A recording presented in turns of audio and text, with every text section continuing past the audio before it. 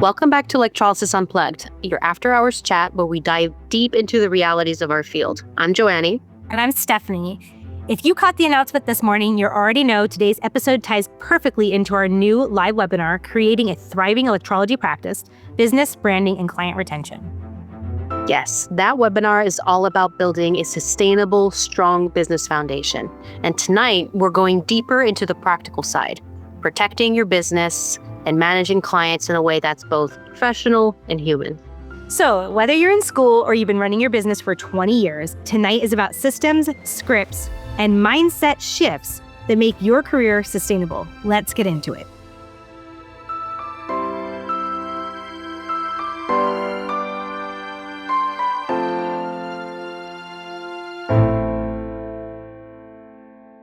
Hello, everybody. We are back. So first of all, welcome back, everyone. It's been 2 weeks since we've seen your lovely faces. Absolutely. And if you caught the announcement this morning, you already know that today's meeting is going to tie into perfectly our new live webinar next month, Creating a Thriving Electrology Practice, Business, Branding, and Client Retention with yours truly, Stephanie Shields. That's right. And the webinar is all about building sustainable, strong business foundations. And tonight, we're going to go a little bit deeper into the practical side of things. So we're talking about protecting your business, managing clients in a way that's both professional and human. Absolutely. So let's get into our first topic. First question right out the door, right, is do you have a no-show policy and do you require a deposit? I know we've gone over this in the past, and this question comes up probably more than any other one that we have, because quite simply put, our time is inventory. So this is our inventory. Our time is worth something, right? So when a client doesn't show, okay, it's not just an empty hour. It's a loss of revenue. It's a lost opportunity, and it's lost momentum in your day. Exactly. And early in my career, I thought that being flexible meant being nice and kind. And so, you'd be like, oh, no, problems. Oh, no problem. Things happen. But after the fifth no show in a week, you realize that sometimes kindness without boundaries equals burnout. Oh, yeah. I learned that policy too. It's not always lemon, easy peasy lemon squeezy. Sometimes it's lemon, difficult lemon, Policy is definitely not about punishment in that moment. It is about professionalism. It teaches clients how to treat your time. I will say, Joanie, I was not sleeping well. And I was scrolling some of my favorite hairstylists on TikTok. And one person was talking about this. Somebody had a no-show policy and would always show up 30 minutes late for their client. What does that teach their client? That you can abuse their no-show policy. There's respect goes both ways. That's actually a conversation I have with my staff, especially in the beginning, that I'm a stickler for you. You are on time, standing up at the front desk when your client is scheduled to be in. So if we start at 3, that means at 3 p.m. on your appointment time, your client is laying down on the bed and we're sitting down, you're gloved up, you're ready to go. 3 is when we start. So you can't be late, because then the clients will see that and they're like, well, they're late all the time. So why am I going to be on time? Why does it matter if I'm 5 minutes late, 10 minutes late, 7 minutes late? So it just really sets a bad precedence, I think. Oh, absolutely.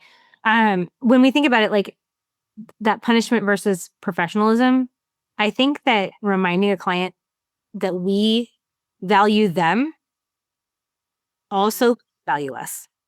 And I think it makes it a lot easier to stick to your policies if you keep your side of the street clean.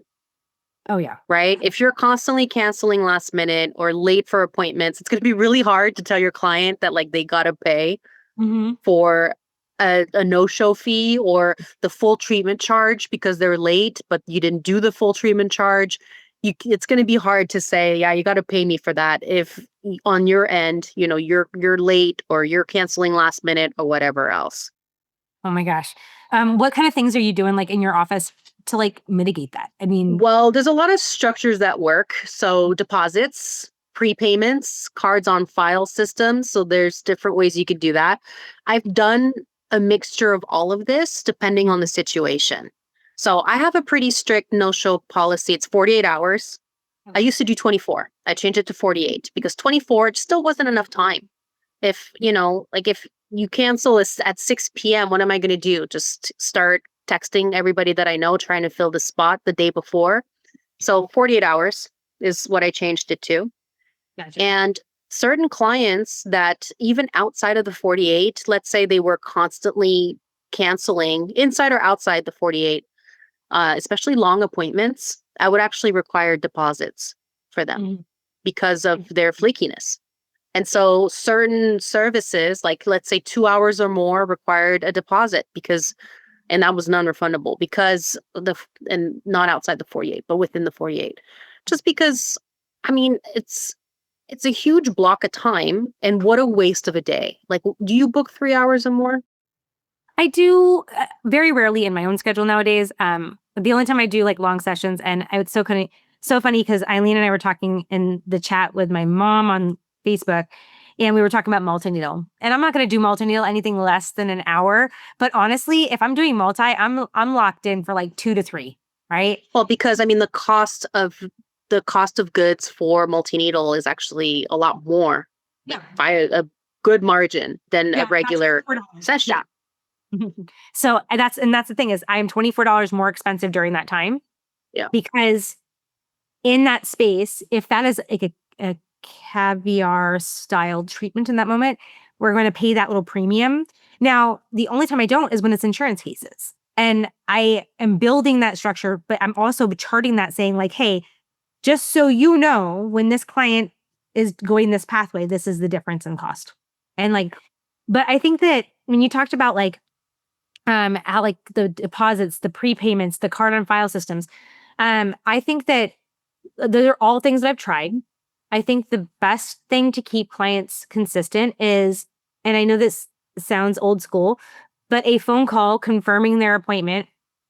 Like if you can give that phone to your local 16-year-old to call everybody, okay? And just say, hi, I have you on the books for this long with Stephanie, and it's going to be, do you have any adjustments you need to make? And a week ahead of time, that then gives the next week of people an opportunity to actually get off the wait list and into the books. Because like that, Mhm. like your late cancellation list, it's huge during that time. I am forgiving to last minute cancellations, but we need to communicate. I definitely think that like if I'm having to do all that extra work, um, it's about training the client in that moment. Yeah. So, And I mean, new clients can have some flexibility. And usually I will give clients like one freebie for yeah. situations like, oopsies, I forgot, I slept in, whatever. Like, include the reason. It doesn't matter. You'll usually get one freebie because that's also an opportunity for me to restate my policy. Like, Mhm. when I say, like, we look each other in the ojos, right? So eyeball to eyeball. And I kind of go through, like, this is my policy. Here's where you signed off on it. Just so you know, I'm waiving it this time, but next time it stands.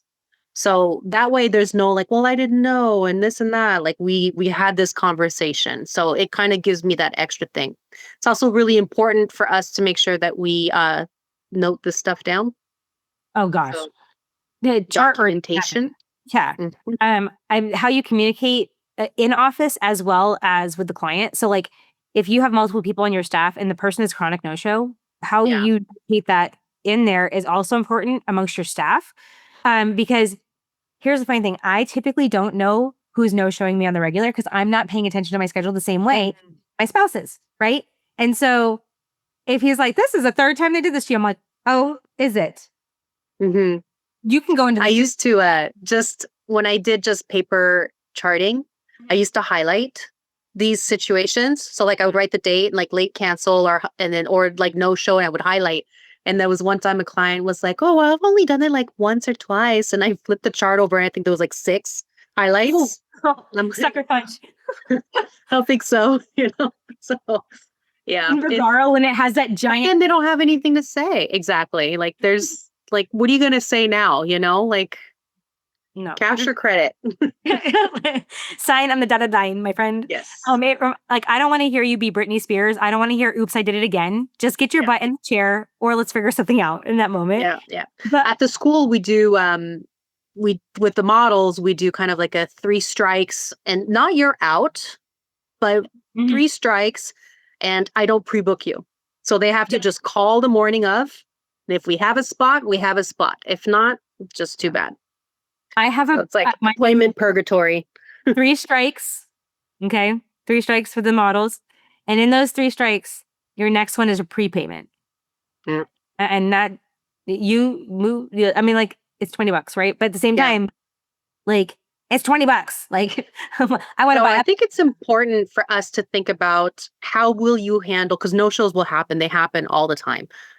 Consultations to me are notorious for that kind of stuff. And so you have to think about what your policy is going to be for these clients that are repeat offenders, because a lot of them are going to want to probably keep going. And I think that sometimes I read this on Facebook a lot.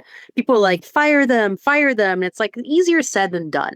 yeah. Like some of these clients that are chronically late or the no show, like Mhm. actually like are pretty good clients otherwise. Yeah. They're nice people otherwise. And so I think there's got to be a better way to handle it than just constantly being like, toss them out, right in the trash with you. So Yeah. Get out of here. it's a little rough. Yeah. I think that how when we talked about communication, like you don't have to be everyone's friend, but you can be friendly to everyone. So make sure that you have a friendly tone when you are talking to people. Like you guys here, I always have like these silly little goofy things like the Britney Spears moments. And like we were talking at US Path and we were talking about being uncomfortable in the skin that you're in. And it's like being in the uncomfortable pants during Thanksgiving, right? You feel uncomfortable.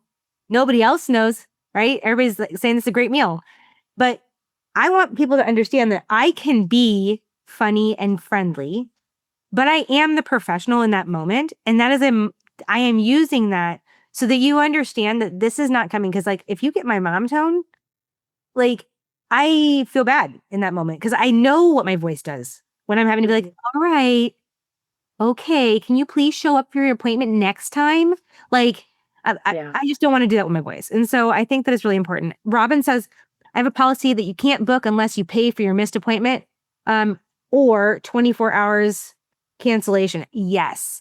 I think that that's great. I mean, cancellation policies have to be, and they can be fluid, right? You bring in something, you're like, I want to try this. I saw it online. I saw somebody else doing it. I'm going to try that.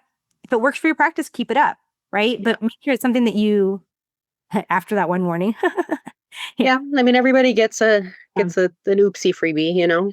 oh, absolutely. I think that we just had this conversation this weekend actually with one of my girls on the call right here, where we have someone that chronically books 3 hours and makes it through 2 and always has a reason why they have to cancel at the 3rd.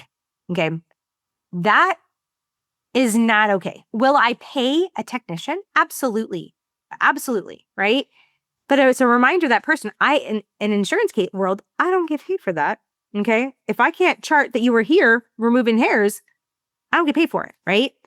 And that also means that somebody else couldn't be in that spot that has been waiting for a prime time. And like on a weekend or a night, those prime time spots, the ones that everybody's chomping at the bit for, like we have to be able to figure that out. So it's like sometimes you just have to have like a kind Yeah. of, kind I of, think some people don't quite realize like the impact oh, that they have. They think that it's more casual than it is. So it's really important to make sure that we're on the same page when it comes to this. absolutely. Absolutely. I think that like my little notes over here. I think that if you remember like the deposit method does help kind of solidify a little skin in the game kind of thing Yeah. in that moment. But I think it does go a long way when it is adhered to. So if you make a Yeah. policy. This episode is sponsored by Silhouette Tone, a global leader in electrolysis equipment and aesthetic technology. From advanced epilators to full spa solutions, Silhouette Tone empowers professionals to deliver safe and effective treatments with innovation at every step. Discover their electrolysis equipment and more at silhouettetone.us. No, it needs to be kind of in your face, I think. There was an appointment that I went to recently and they send, all the texts the same way that I do. And every text has like cancellation policy, 48 hours, $100 you're gonna pay, and this and that. And it's like I'm almost scared, but like, oh my God, I'll be there. But I take this very seriously. So if I had to change it, I made sure, like I think it was a Sunday. I texted, I called and left a message. And I think I emailed too. And I was just like, I swear I'm within the time frame. I'm sorry.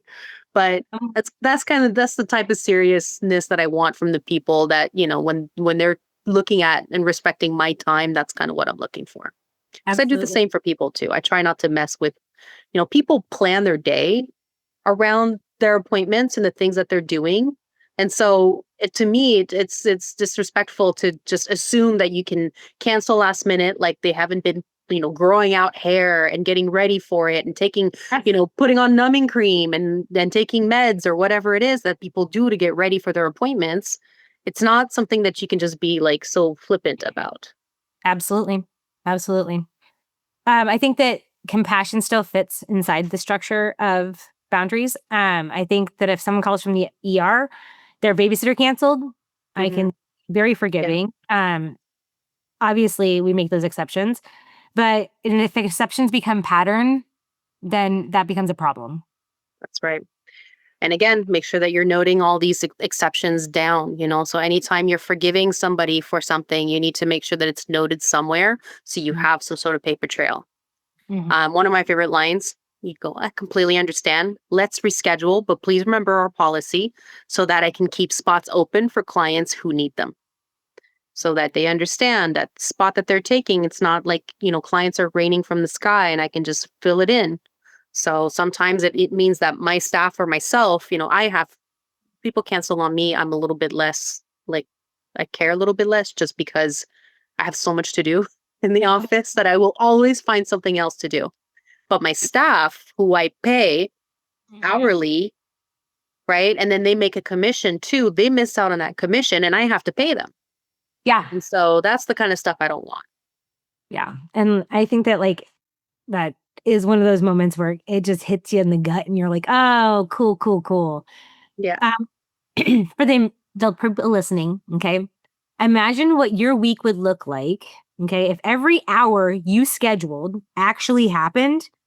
That's the financial difference that policies like these can create. Yeah. So if you work 40 hours a week in the office, and of those 40 hours, 30 hours is epilation time, what does 30 hours look like to you in that space? It's important to start thinking of that day like that Because because, that's how much you should be paid.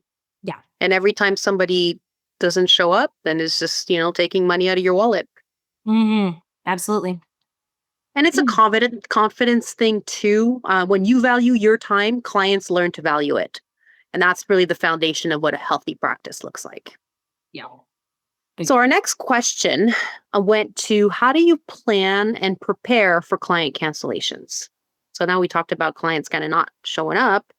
Mhm. We know cancellations happen, life happens. What matters is that you have a plan. So, I usually will treat them as data points. Each one tells me something about the client's reliability, their stress level, their life rhythms. I don't know if you've had a situation like this, but I've had a few clients that I know have like generalized anxiety and probably like some major depression. And Mhm. when we've done a consultation, there's been a conversation about them. Like some days I can't get out of bed. So what, because especially when we're talking about the policy. So then what happens in these situations where like I am just not able to make my appointment that day because of, of this type of situation. So there's definitely, Oh, yeah. I mean, situations outside the norm. That's not really what we're talking about here, I yeah, think. I think hair, unwanted hair in noticeable areas or in areas where it causes extreme irritation, whether that be emotional or physical, right? Is a barrier in itself. Um, Mhm. I I want to say that I separate situational issues from habitual. Essentially, like a situational cancellation, like a sick kid, a flat tire. I get it, right? Like last week, I drove over a bolt and actually managed to like get my run flat tire to go flat, right? Um, and thankfully we work at the same place, right? And I was also out of town. So car went flat. Mike didn't have to worry about that, but we could drive to and from. But when all of a sudden that one car family goes or two car family goes down to one car, I can have those moments and understand how that can happen, right? Yes. The habitual ones, like if, for example, you know that there's some homework that you need to do on your end to be better fit in the schedule, I need you to understand that your habits are red flags that I am paying attention to. So I would say that it's important to note that, like, if you are, that red flag, green flag guy, right? Yeah. Right. If I do that in my head with people I meet, and I often kind of feel bad about it because it's like, I don't mean to red flag and green flag people, but I am paying attention to that because I have a habit of showing up very early for work days. Okay. Or pretty much anything you ask me to go to. Okay. But part of that is if I get lost in my day, my habit very quickly could become very negative because I'm lollygagging around and doing a million different things. And you have to pull me back into that. And so I would say that I'm paying attention. I want to know the difference, whether you're a situational person, which is why I'm charting this, or a habitual one. If the habit is there because you are going through anxiety, I'm going to be kind about it. But I'm also going to say, hey, there's some homework that you can do on your end. These are the things I've heard about in the past that really work well in these situations. Here are my resources for you so that you can get through this. Yeah. Yeah. Yeah, sometimes, like as much as we're paramedical, we're not a doctor's office. And so there's certain situations that I just, while I understand and I empathize to a certain extent, there's only so much that I can do to accommodate in certain situations. Absolutely. Absolutely. Accommodation's rough Yeah. to a certain point. I think that, like, I know that you and I've talked about, like, the charting and the patterns, that kind of stuff. Yes. I mean, what are you saying to the clients in that moment? Well, if there's a situation where somebody, I'm noticing a patterns, and usually after three, it's a pattern. Okay. So if you need a number in your head, just Mhm. bring it up gently. So something like, I notice it's been tough to keep appointments. What schedule feels realistic right now? I think we were chatting about this earlier, but I had a client who sometimes I like to pre book my clients like for, let's say, like a year. I will go to the end of the year just to get that consistency in the books.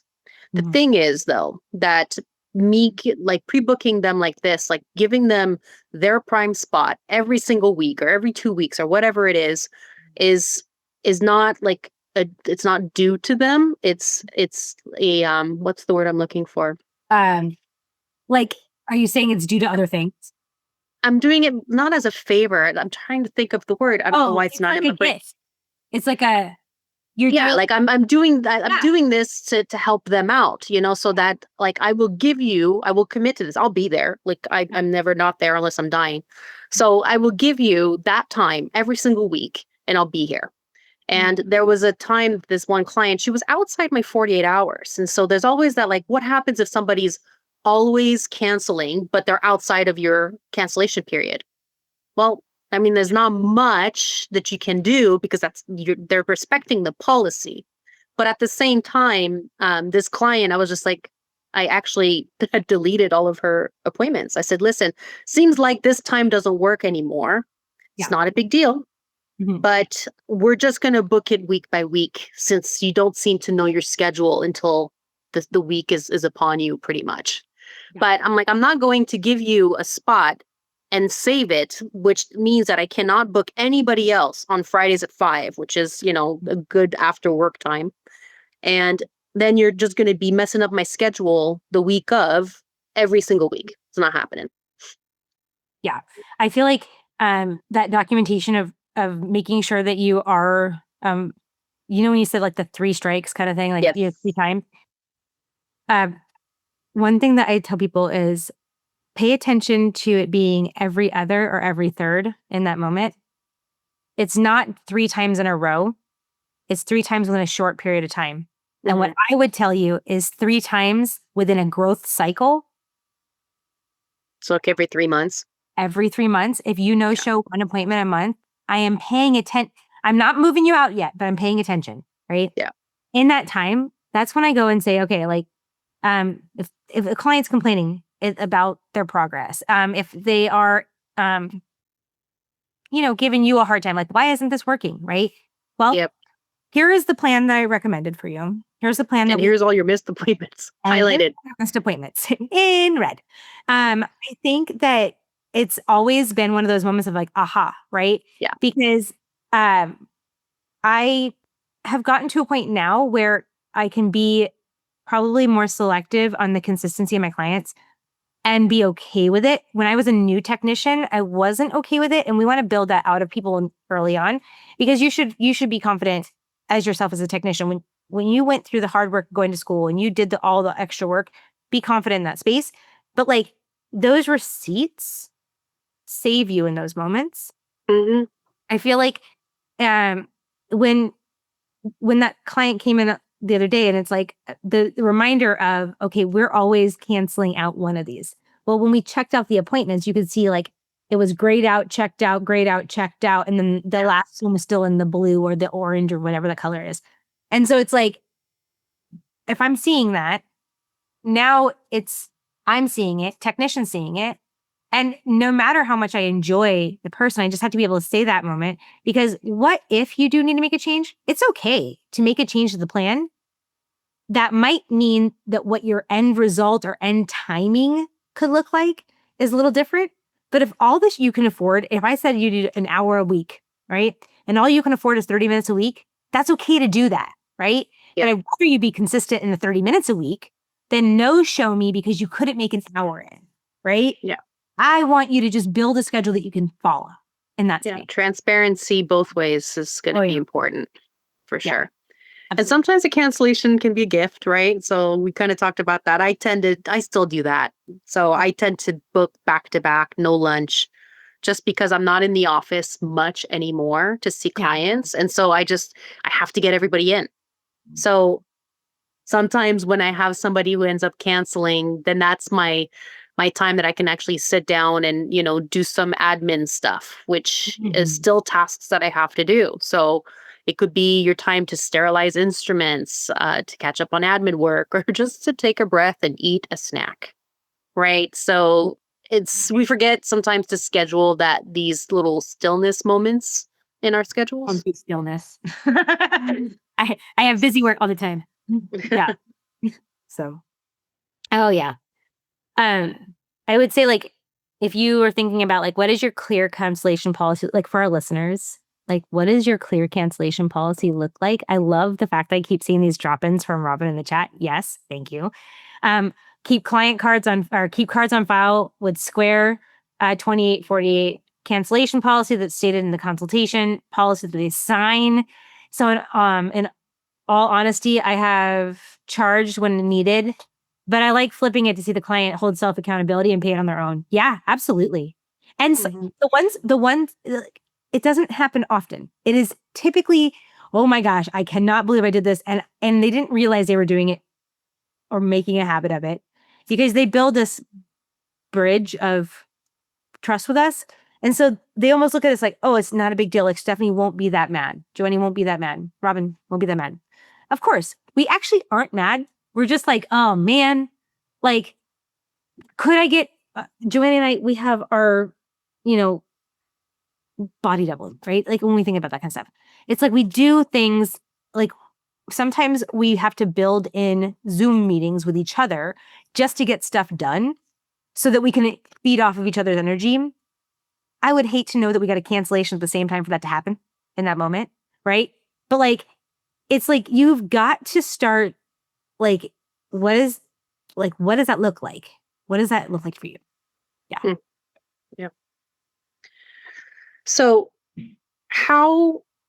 think about how you could reframe cancellations. So what sort of tasks do you think that you could do when a cancellation happens and you haven't been able to fill it with something? And maybe that time could become your marketing hour, right? So you make a quick video to post on social media. You're all dressed for it. Yeah. So I don't know about you. Usually I'm like, when I go to the office, it's not my kid. I got the mask, the glasses. It's not my best looking day, but you could end up kind of, if you do go to the office actually looking like a human, then maybe you could do a quick video for your marketing. Or maybe you could do some continuing education, right? It's a good time to catch up on a course.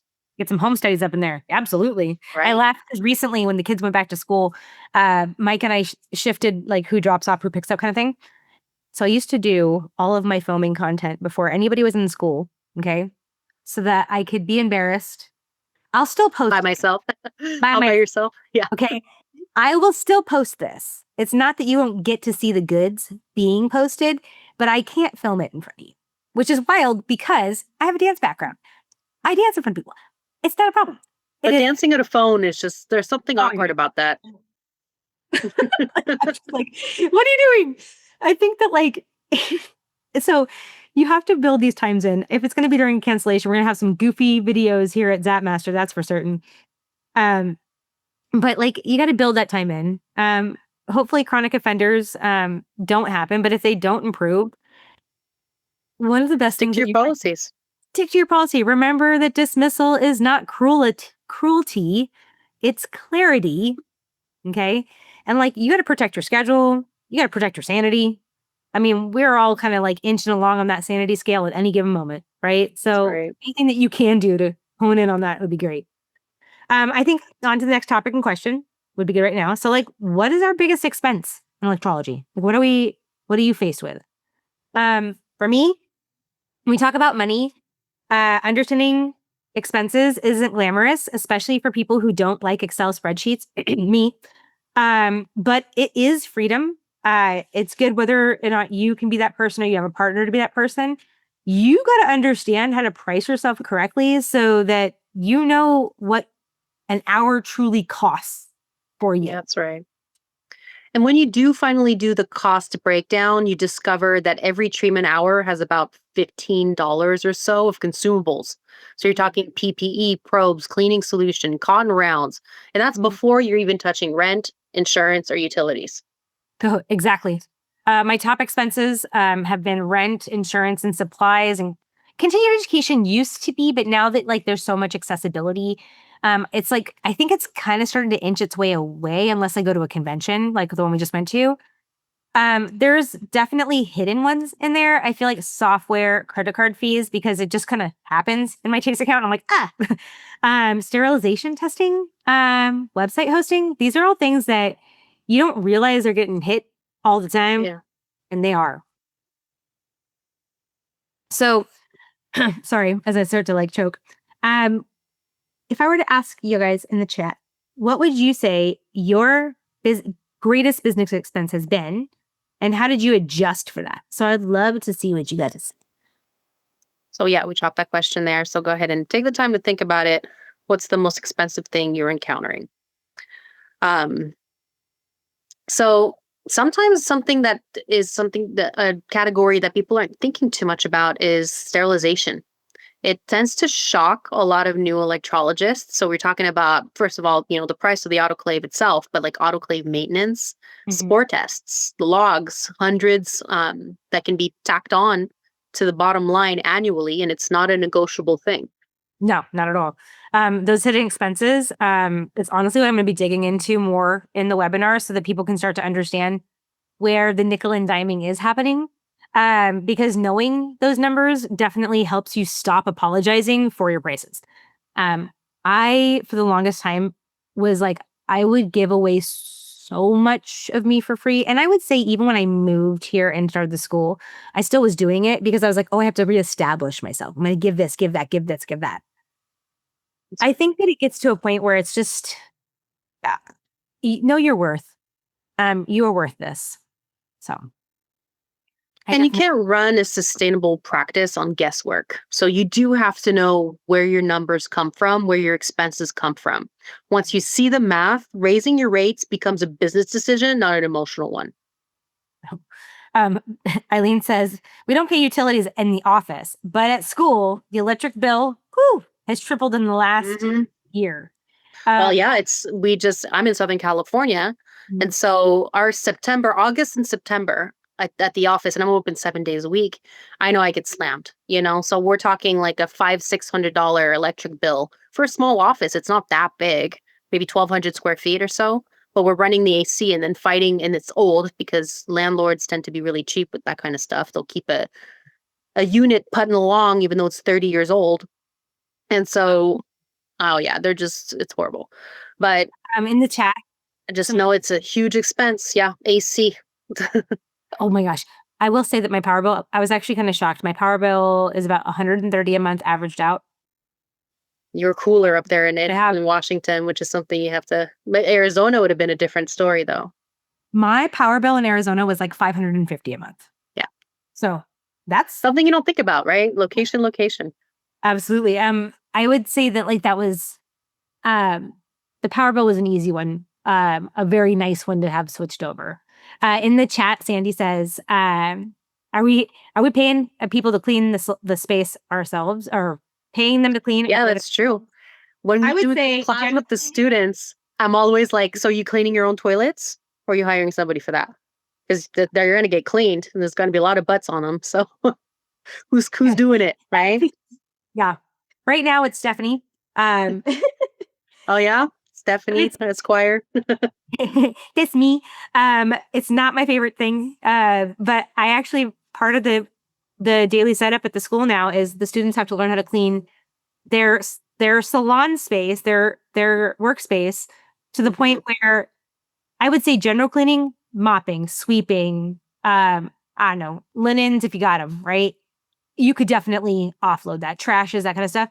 When you first start out, there is no way that you have the overhead there to do that, and you will be doing that, and you need to like kind of Unless you're like in a like salon suite yeah, type of situation, and that's kind of the upside of being in those places. The weekly or monthly rent might be a little bit more expensive than something else, but you've got a lot that's offered to you. So usually, like utilities are included. Internet, I think, is included. yeah. I think some of you on this call might be in those types of places, but they usually have the laundry service. They have the bathroom and the reception, and all of that is taken care of by the landlords, which is great. Oh yeah. The one thing there for us say is I want general cleaning from my office, like those trash, the sweep, that kind of stuff. But do not touch my workstation. Yeah. Like, No, the carts are the responsibility of the electrologists, but I mhm, have cleaning staff. So, well, one cleaning person. So she comes in and she does, all of the touchy areas. yeah. Eileen says I pay someone every other week for the school, but the students are responsible for their own space, emptying their trash and ensuring. Yep, kitchen is cleaned up. Yep, absolutely. This season, Electrolysis Unplugged is spotlighting our groundbreaking research project. We're working to bring legitimacy, data, and recognition back to electrology. If you're a practitioner ready to contribute detailed charting and client outcomes, or a student interested in learning the process, visit electrologycoalition.com, look under research, and get involved today. Together, we're writing the future of electrolysis. Questions. So, how do you figure your cost per appointment if you're just starting out? Well, I think that you need to itemize the tools and the disposables that you use. So, think about a session. Mhm. And so, from that session, the 6 feet of table paper, the maybe two gauze that I might use, the probe, right? You know how much the pack costs, you know how many things are in the pack. So get a cost per item and I then just actually, tally that up. I actually have because we just went over this in class during Zappling hour, where I went over like your fixed cost, your variable costs, with the students, and I Yeah. had in some new numbers. I have that in the background. At the end of this, we can go kind of over that a little bit of like what we went over today. This is a form that Joanne and I have done in the past with Mentorship Hour. It is in one of the past episodes. We can try our best to link it here as well. But you can download the Excel spreadsheet and kind of plug in your own numbers and see where that looks like in your region, in your space. And it was an amazing tool that Joanie created, but it was like built off of like not only like what she was seeing within her own students in her own space, but like then those conversations of like, yeah, but what about this? What about that? Like, what about scaling up? Like when we started talking about scalability, we put a scaling thing in there. So I think that there's like um we have the fixed costs in there, and I'm going to show this. Are you okay if I share the screen here in a Sure. time? So let me kind of, and I have not finished filling this out because I was starting to play with it with the students. Um, the last hour. Let's see here. here. So here is the Excel spreadsheet. In this, we have startup costs, fixed cost, variable, total cost, products and services, and projections. Okay. So when you were asking about like rent and that kind of stuff, so some of the fixed costs averaged out are right about here. Okay. So 2,500. I did not recalculate this, just so everybody knows. So basically, if I kind of scan over this, it actually it recalculated on its own. My bad. So those numbers. And most of these should be formulas already. So when you're plugging in, and automatically will do it for you. Yeah. So like how much? So I set this up as if I was a solo practitioner, not the school, because like your booking system, you're not going to have the same license I'm going to have and all the things I need to have, but averaging out of like 2 add-ons on Vigaro. So if you're 25 for your one person plus your forms and let's say your drive, right? So that's $45 a month there. So you can take that and then you can put in here 45 and now you see what that like fixed costs every month in that space. Now with this, I will say that like I have a couple other fixed costs in here that are Zapmaster specific that were some hosting fees that I had for like utilizing ChatGPT or utilizing what else? Zoom, right? Those are things that I use every month. They are things that happen every month. They are subscriptions that I have that would go into this, and that number would then shift substantially. Case, right? But then you have variable costs. So like what we started playing with today in class was this, where we're talking about the package of, I want to say it was 200 pouches. Okay. Was $26.99. The salon cost and the like usage of one is like 48 cents. And I put that on the wrong side. So that I was like, salon cost is going to be the price. Yeah. And then how many per package, how much used per client, and then you get a cost per client. Yeah. So these have to be like shifted a bit. So like yes. If I go here, okay, so we're going to play a little game here. So I'm going to Command X. Nope. One more over cost per client. Thank you. Because that's your total, right? Yeah. Put that in salon cost. Okay. And so then we have this. And then amount used per client. Sterilization pouches. One, actually 2, because I have one. Two, because that's right. Yep. And then I have one for my 4-step cap. Then actually cut mine in half to save some money. So it'd be 1.5 for me. Oh, nice. Okay. But then I have sterilization tape that I would add on there. So then probes, hopefully you're only doing 1 per client. Gauze, let's say 2 per client. Okay. Rubbing alcohol. What I did here is not by ounce. So it was kind of like one of those funny moments where if I used like a 1/4 ounce, maybe 1/4 ounce is how I would have to do that. So like 0.25 on that. Okay. Sanitizer, probably the same thing. You're not using large amounts here. Gloves, cost per client, that's 11 for a pair. Okay. But typically I use 3, 1 for setup, 1 for service, 1 for cleanup. Okay. So in that would then be 3 here. Okay. Now, aftercare products, I'm going to say before and aftercare in this. So I'm going to say 2. Okay. I don't use the Barbie towels. Table paper, I use 1 thing of 6 foot during that time frame, and typically 1 chuck pad. So we're going to say 1. That's my disposable table drapes is my chuck pads in there. I don't use disposable panties in here. Soaking disinfectants. It takes me a month to get through a gallon of it. You could probably put that in a different category. We'll just skip it for now, I guess. So skip that for now. Antibacterial soap. Oops. Those are more like maybe like office expenses, so not so much service expense. They were still in your list, so I was like, I'm gonna keep it there right now. But like, and then disinfectant for equipment, I go through a gallon a month per spray bottle. So I would have to see how many ounces are in my spray bottle, but let's say it's 750 milliliters. So if a gallon is 128 ounces, what is like Just put an ounce. Probably end up using about an ounce worth.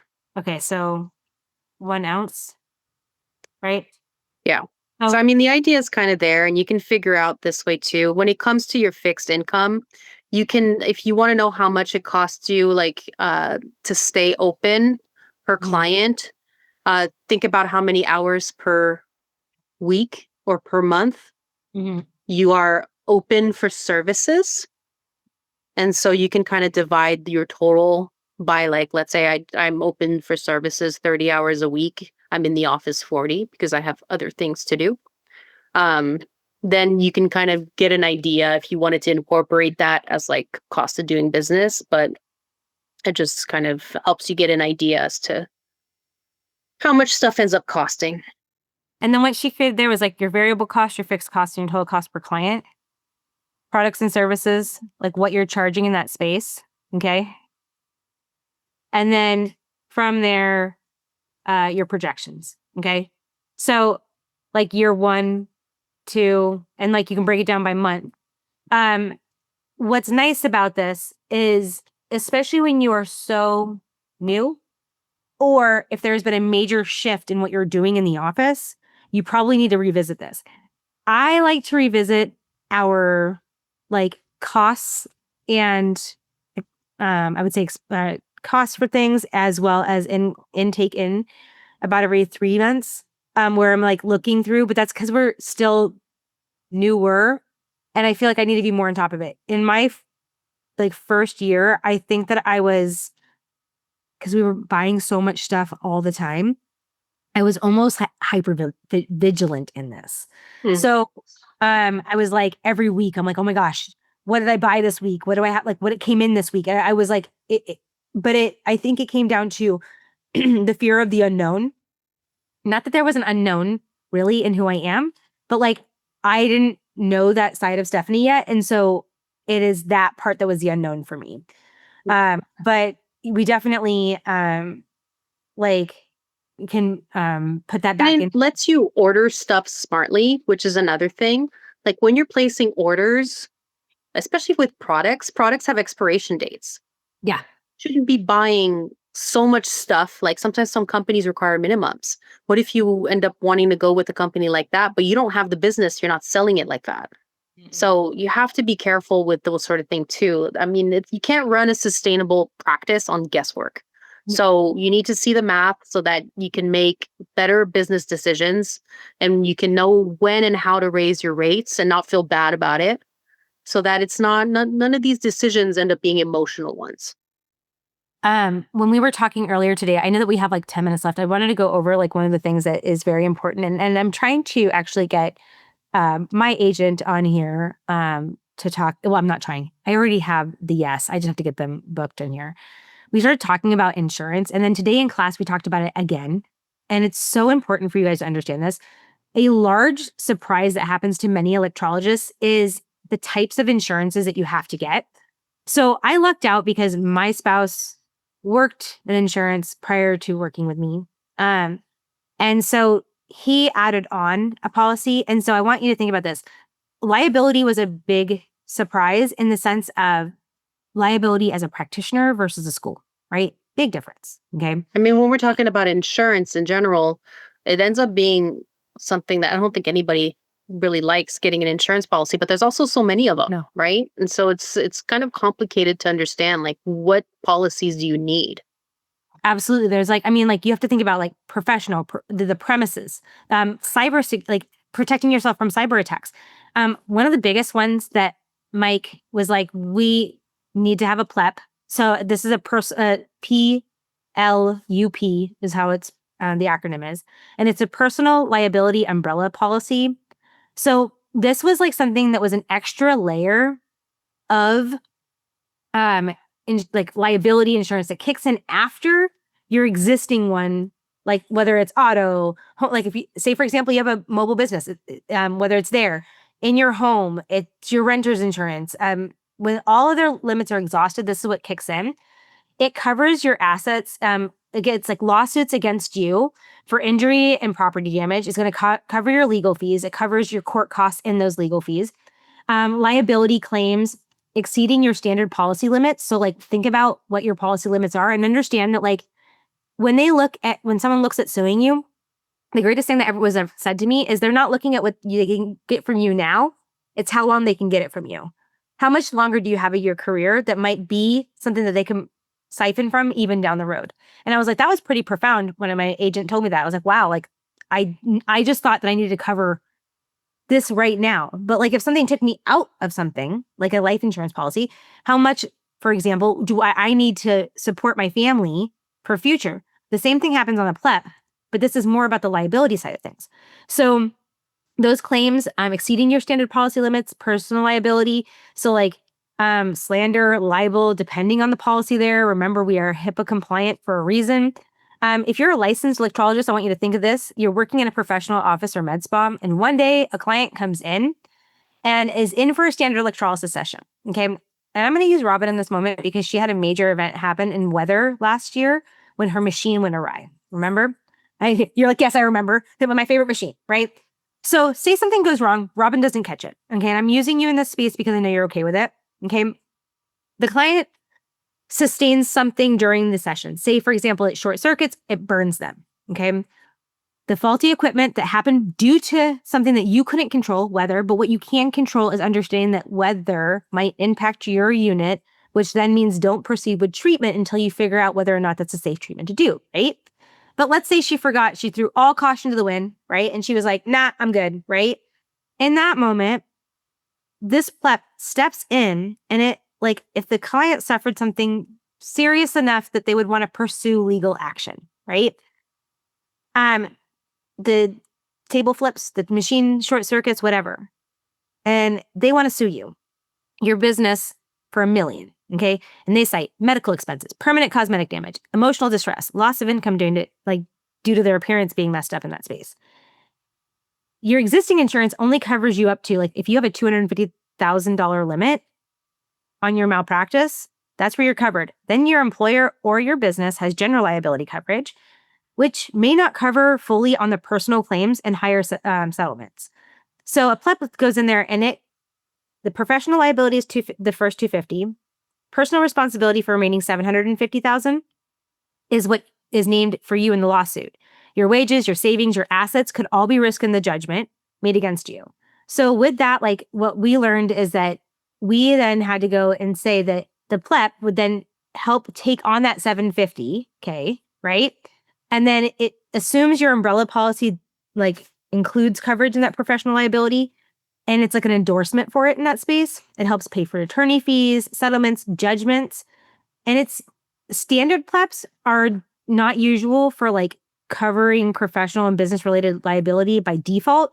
So in that space, you have to confirm that your PLEP allows for professional services and or is endorsed by your umbrella policy, or you get a separate professional umbrella policy in that space. So most people in larger clinics, they start with like a starting point of like 1 million. It can go up to 5 million or more.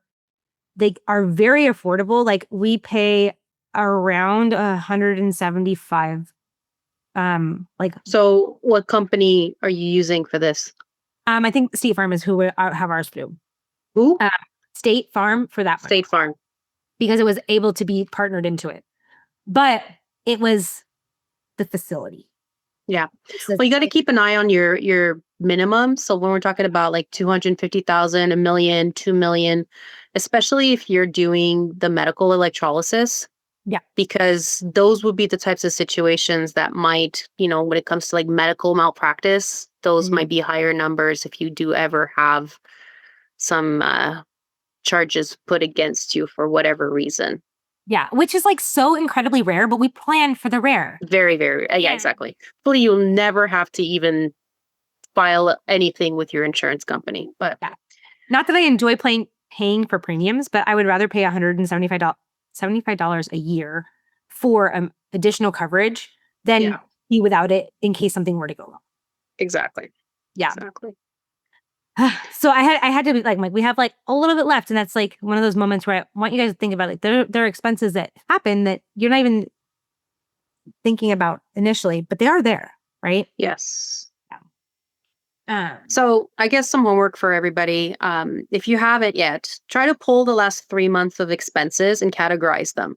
So if Mhm. you don't do this already, it's nice to see where the money goes and how much you spend on things in your business so that you can be aware, because that's really going to be the first step towards profiting, really. Mhm. Agreed. Very much so. I think that like the more you prepare for these things, especially when it comes to like my brand is weirdly me, right? The Zap Master, right? But it also is an extension of me. But I want that brand to hold true to a lot of things, from client care to communication to professionalism to making sure that my T's are dotted, my I's are crossed. That one. That's the way. I don't know if those. That's how that works, okay? But like making sure my I's are dotted and my T's are crossed. I swear. Um, I feel like that's we weren't taught. We were taught this, but like electrologists for a long time weren't given that business side of things, and I think it's time we change the name of this. Like we change this into, yeah, we are here to do business, not just be your hair removal person. No, I'm a professional. That's right. We run a Okay. professional outfit. Super profesh. So, all right. Well, Until next time. okay, we still had a little bit more, but I guess we'll save that for a different day. I know. I was like, we talk too much. Maybe I know. we should have a podcast. I know, we should. Oh my gosh. All right, everybody, keep Well- your eye out for this weekend. We have the recap for WPATH and USPATH. That's right. That's going to be for Electrolysis Unplugged. So that's going to be on your podcast platforms. Otherwise, you guys are members. So just go into your portal. You can see we actually we recorded the abstract that we submitted, that we presented. So we recorded it. So if you want to see it, the slides and everything, you're going to need to go into your portals. Yeah. And they did take a picture of us, like kindly during, because you weren't supposed to have pictures, but we were up there by ourselves. And so the moderator took a picture of us so you can see us in action, but not talking during it. But you get to listen to the presentation in the pod. Thank you, everyone. We'll see you next week. Same day, same time. We've unpacked a lot tonight. Policies, cancellations, expenses, dislikes, and all the ways to safeguard your career. And if you want to dig deeper into branding, communication, and client retention, join Stephanie's webinar, Creating a Thriving Electrology Practice, on Sunday, November 16th from 9 a.m. to 11 a.m. Pacific Standard Time. It's 2 hours of continuing education, only $75, and worth every minute. We'll cover social media, patient education, and metrics that actually measure success, not just likes and followers. You'll walk away with a roadmap of consistent growth. Register through your member portal or the Electrology Education Coalition website and keep the conversation going. What policies or systems help you protect your business? Protect your business, protect your peace, and keep learning. We'll see you next time on Electrolysis Unplugged.